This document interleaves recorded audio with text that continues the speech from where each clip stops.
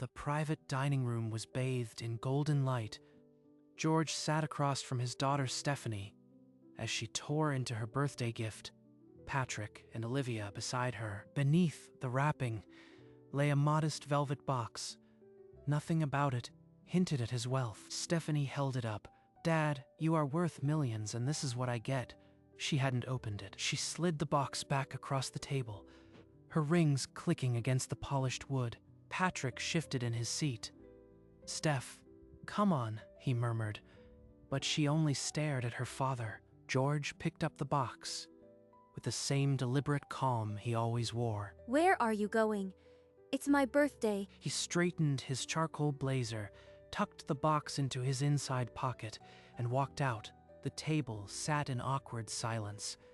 Olivia's eyes lingered on the empty space where the box had been. None of them knew what he had just taken with him. "Steph, you went too far. He's still your dad." "He's worth 10 million and gives me a junk box? He's cheap." It wasn't junk. That box had hand-carved detailing, and it felt heavy. Heavy with cheap wood, maybe. I would have thrown it away anyway. The dinner broke up soon after, the air too thick for small talk. At her home later that night, a courier arrived with a small package, the velvet box, returned by her father with a simple note, "Yours." He mailed it to me, like he couldn't be bothered to hand it over properly. She didn't open the lid, just tossed the whole thing into the trash bin beside the sink. Her phone buzzed. Olivia's name on the screen, a one-line message. "Did you see what was engraved inside the lid?" Engraved? It's just a wooden box. She thrust her phone toward Patrick. Olivia's message glowed like a taunt. "Some etching. It's a box, Steph. Let it go." He walked toward the bedroom. She didn't follow. The trash bin seemed to wait in the corner. At 1:30, she yanked the bin open and fished out the velvet box, sticky with coffee grounds. She wiped it with a dish towel, fingers unsteady. The velvet came clean. The lid clicked open under her thumb, gold script on the inside lid. "Trust matured 09-2026, 2.4 M. Claim by your 36th birthday." Below, a routing number and an account code. She read it twice. The numbers didn't shuffle into a mistake. Dad gave me the trust, and I threw it in the bin. The kitchen clock read 2:07 a.m. She didn't hear it. The engraving held her still. Morning light found her still in the kitchen, the box clutched in her left hand. She reached for her phone. She dialed the number inscribed under the gold script, heart hammering. The banker on the other end gave her the news. The trust had been closed and transferred 3 hours before she'd even opened the lid. Transferred? To who? The banker replied only that the new beneficiary was contingent and the account locked. He offered no name. The line went dead. She tried George's cell next. 9 calls, each sent to voicemail. After one ring, she called Olivia in desperation. I noticed the engraving when I lifted the box from the table. The light caught it. He tested me. The whole dinner was a test, and I failed. She looked at the box, the golden script still gleaming. It had become her receipt for losing $2.4 million. She tossed the box into the passenger seat and drove to her father's house, ignoring every speed limit. His driveway was empty. A contractor's sign was staked in the lawn. New locks installed yesterday. No. She stumbled up the steps. A typed letter was taped to the door, damp from the evening air. Her name was at the top in her father's handwriting. You returned the gift. The account was contingent on accepting it. It transferred to your daughter Charlotte at midnight. Below, he'd added, I kept the box. She read the lines again, her body going numb. Then she pounded the door. Dad, please. Her voice cracked against the wood. She pressed her face to the narrow window beside the door. The living room was neat, furniture draped in sheets, no sign of him. The house had been stripped of his presence. She sank onto the front step, the letter crumpled in her fist. As the first raindrops started to fall, she drove back through the rain. The letter a wet weight in her pocket. She dropped the velvet box on the kitchen island. Patrick turned from the fridge. The box held a trust for 2.4 million. I threw it away, so it transferred to Charlotte. A trust you rejected because you thought he was cheap. You didn't even look inside. He set me up. He knew I'd react like that. He knew you'd show who you'd become. Every birthday, every visit, you treated him like a wallet. He threw up his hands and walked out. She stood alone, the box gleaming under the pendant light. Upstairs, she pulled a dusty photo album from the hallway closet. She sank onto the sofa, fingers trembling. A snapshot from 16, her door swinging shut, her father's hand still raised mid-knock, never landing. He waited for me. All those years, he just waited. Across town, in a bright rental living room, George sat at a bare desk. A single lamp lit the page before him. Dear Stephanie, I set up the trust the year your mother died. You were 27 and already pulling away. A flash of memory. Birthdays with wrapping paper, a 6-year-old who threw her arms around him, then the cemetery, black umbrellas. Stephanie, standing 3 feet away, already on her phone. The calls afterward were never, "How are you, Dad?" They were loan requests, car payments, rent. He stopped writing and looked at the photograph next to the lamp, Charlotte on a swing, her face full of trust. She didn't even look inside.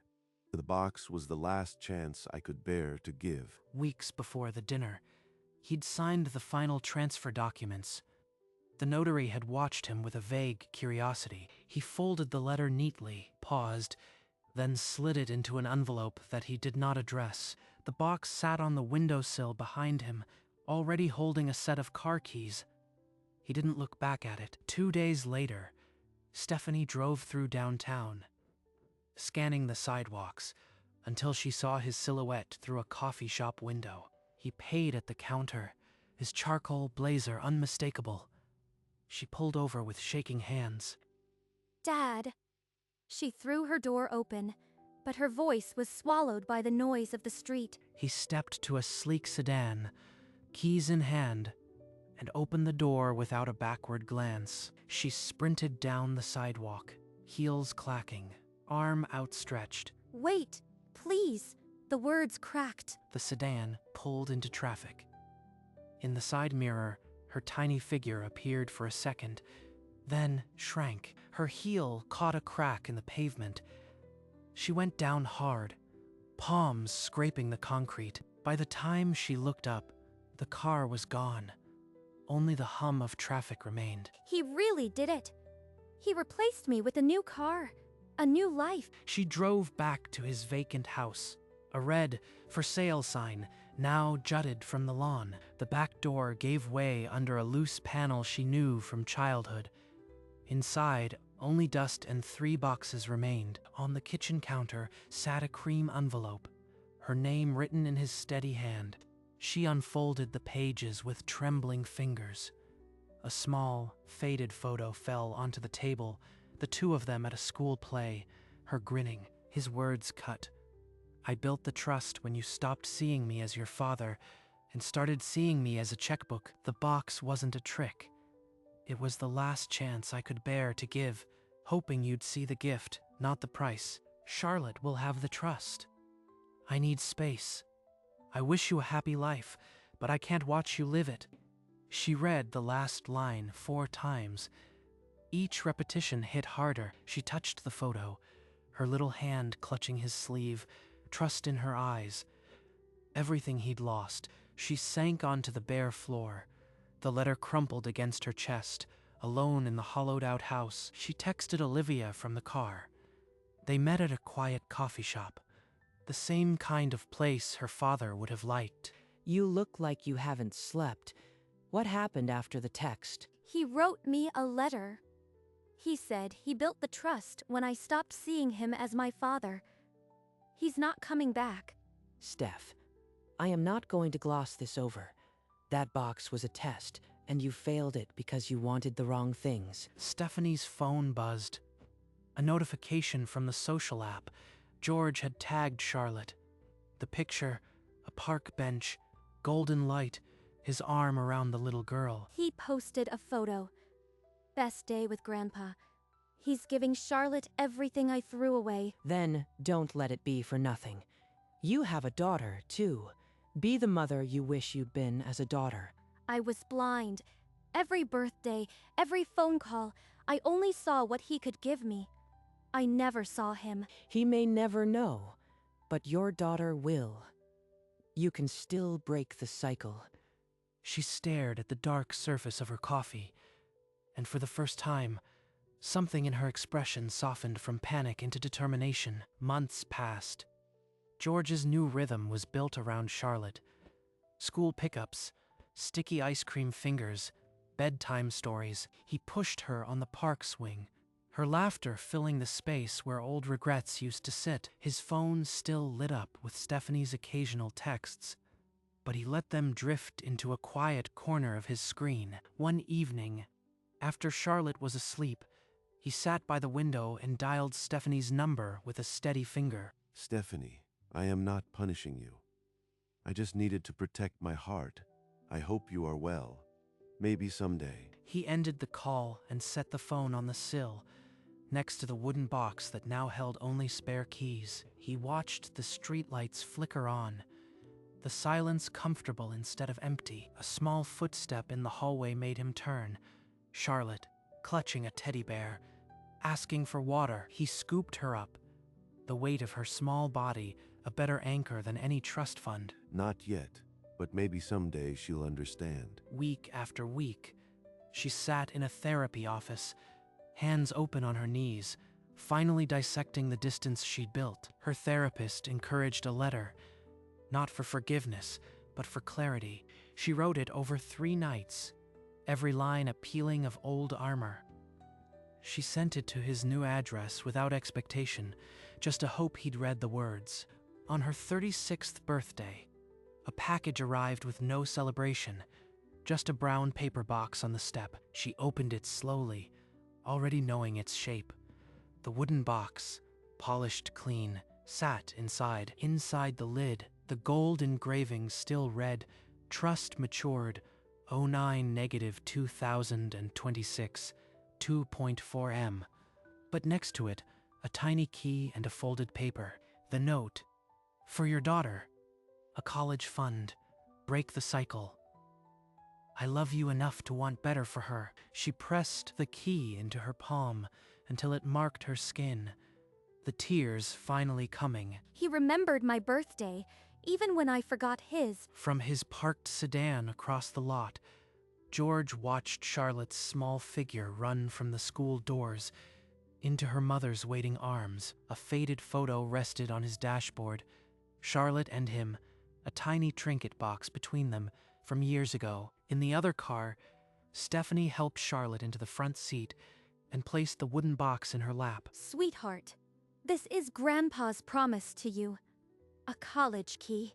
He wants you to remember you can be anything. George's mind flickered to a rainy afternoon when he'd given her a little jewelry box, and she'd climbed into his lap, laughing. He shifted into gear, the sedan rolling silently past the playground.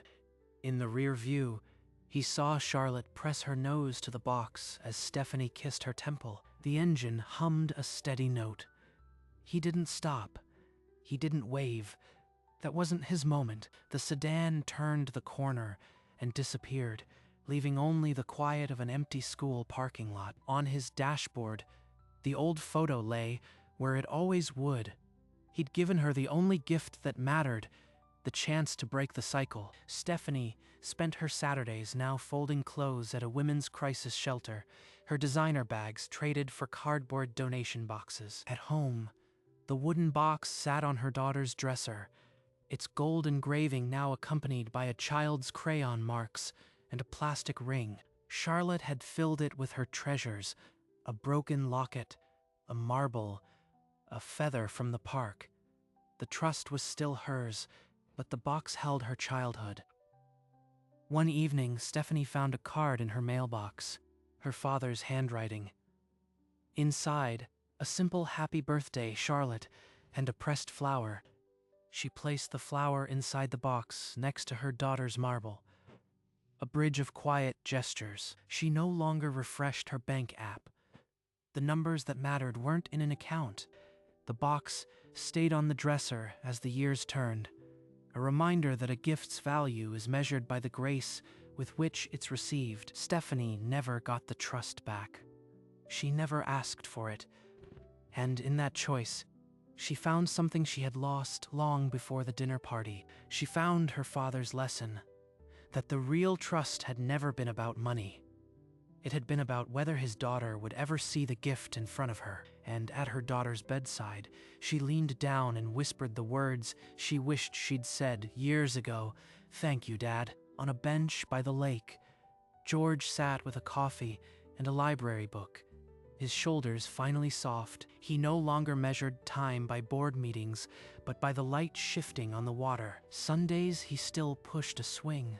Charlotte was taller now, but her laughter hadn't changed. He kept no photos of the old dining room, no mementos from the dinner.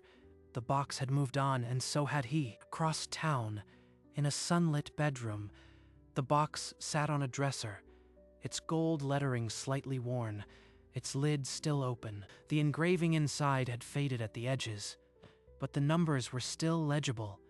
Trust matured 09 negative, 2026, 2.4 M.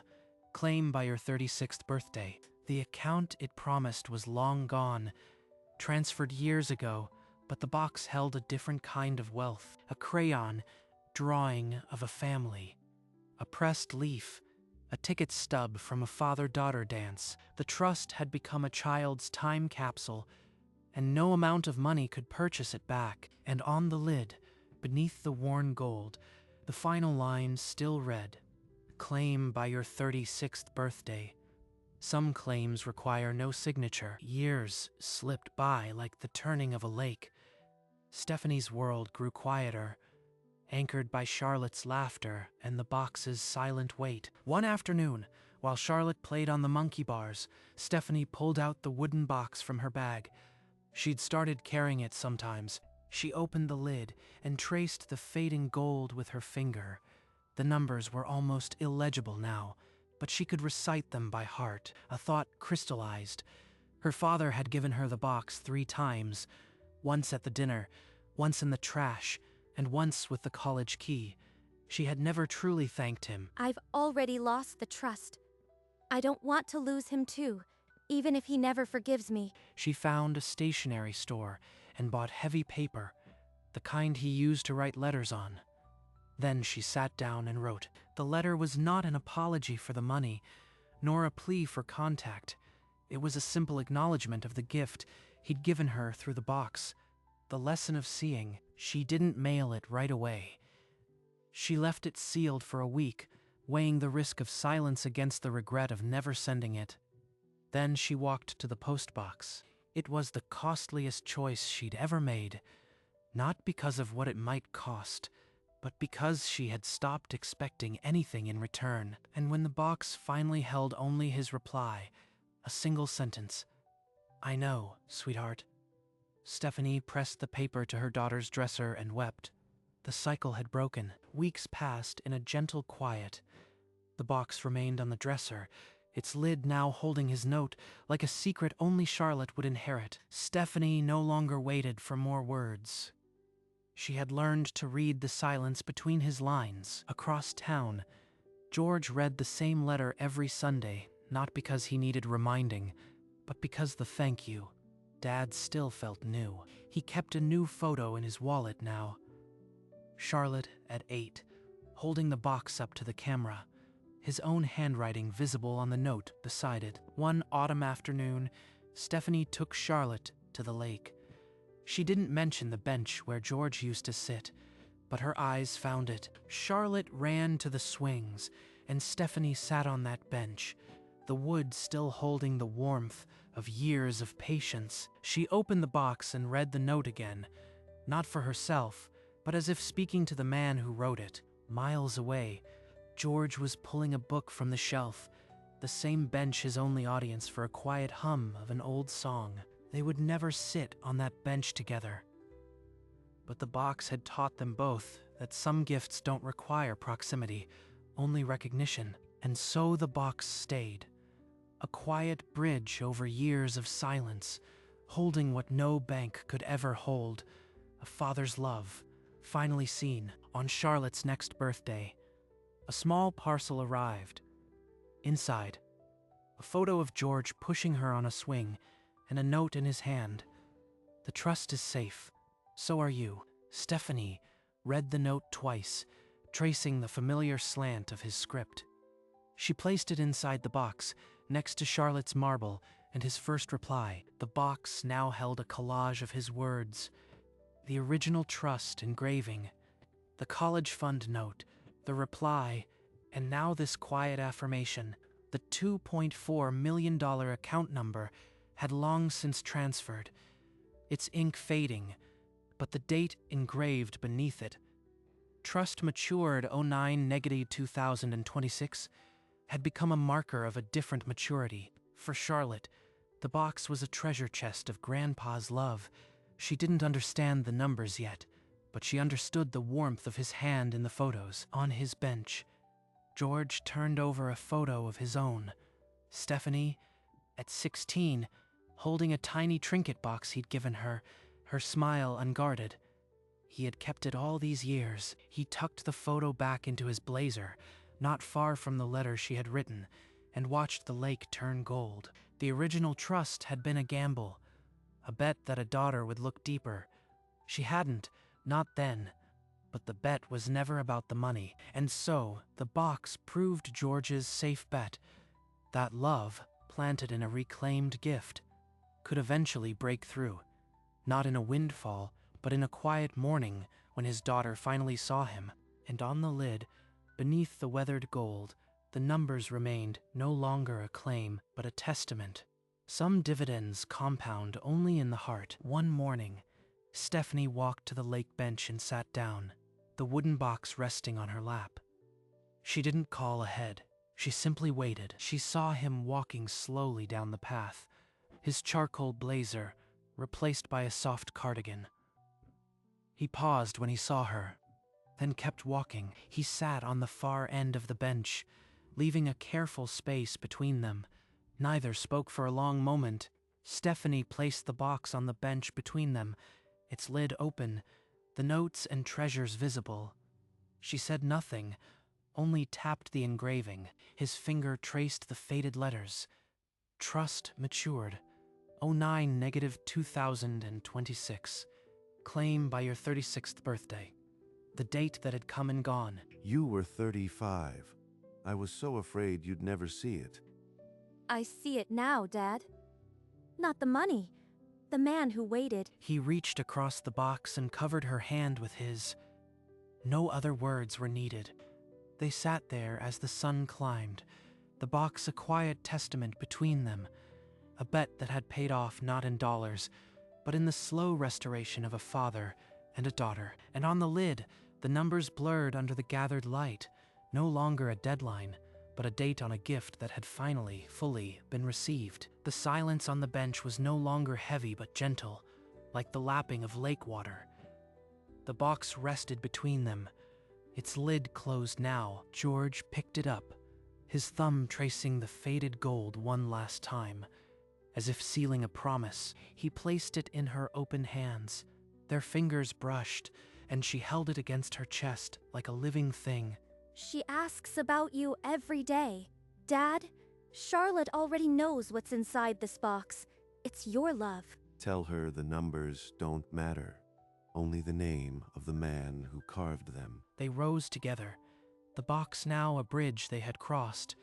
A few steps down the path, they paused. Next Sunday? Same bench? I'll bring coffee and Charlotte. She wants to push her on the swing again. They parted in the amber light, the distance between them no longer a wound but a rhythm. In her arms, the box held the scent of lake air and old paper, its numbers now a family joke they might someday share. She walked home through the amber light, the box cradled against her. The house was quiet, the dinner table set for two. She placed the box on the dresser, next to a framed photo of a younger her and her father, both laughing at a forgotten joke. She opened the lid one last time, her fingertip touching the faded script.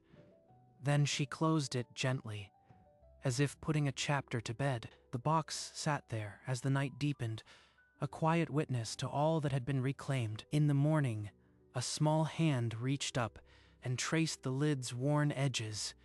Charlotte's voice, soft with sleep, asked about the numbers. Those are Grandpa's numbers. They're a secret code for how much he loves you. The box would stay on that dresser, its golden letters glowing at certain angles, a permanent fixture of their mornings. It no longer held a trust fund. It held a father's patience, a daughter's awakening, and a granddaughter's inheritance of a rewritten story. Some gifts are measured not by what they promise, but by what they wait through to be seen. And on the lid, beneath the weathered gold, the final lines still held true. Claim by your 36th birthday. She had, just not how she ever expected. Night settled over the dresser, the box catching the faint silver of moonlight. Its lid was closed, a silent sentry. The numbers had faded into the wood grain, but the lesson they carried had deepened with every season. It had been a gamble, that dinner, a bet placed on a daughter's heart, and paid out in the slow, quiet currency of time. George's safe bet hadn't been the trust. It had been that the box, held long enough, would open more than a lid. It would open a way back, and though the account number was now a ghost, the engraved date remained, September 2026. Not a deadline, but a birthmark of second chances. The trust was never about the money.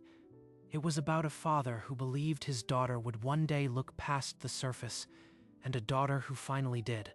And as the sun rose on another Sunday, the box sat quietly, ready for whatever was placed inside it next. The gamble had paid, not in figures, but in the quiet miracle of a family restored. One Sunday, one bench, one open lid at a time. And on the lid, beneath the weathered gold, the final line glowed one last time in the new light. Claim by your 36th birthday. She claimed it, not the fortune, but the father. And that, as George always knew, was the safest bet of all.